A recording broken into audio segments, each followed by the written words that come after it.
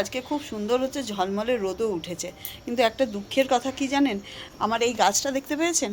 এই যে, এই দেখুন, পিটুনিয়াটা কেন এরকম হয়ে গেল বলুন তো? কেন হলো জানেন? এটা কিছুদিন ধরে ব্যাঙ্গালোরে এত বৃষ্টি হয়েছে, এত ময়েশ্চার হয়েছে, মাটিতে জল এত বেশি পড়ে গেছে, যার ফলে এটা মরে গেল।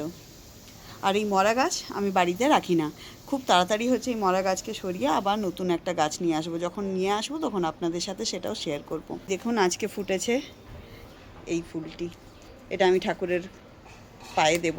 বাবার জন্য হচ্ছে এই ফুল ফুটেছে। আমাকে সবাই বলে নীল রঙের নাকি অপরাজিতা ফুল বাবার জন্য দিলে ভালো, কিন্তু আমার এই সাদাটাই রয়েছে, সাদা রঙের। আর এই সাদা রঙের ফুলটাই আমি হচ্ছে কি যে দিই। আপনারা আমাকে জানাবেন তো কি যে সাদা রঙের ফুল কি দেওয়া যায় না যায় না, নীল রঙেরই দিতে হয়? আমাকে অবশ্যই কমেন্ট করে জানাবেন।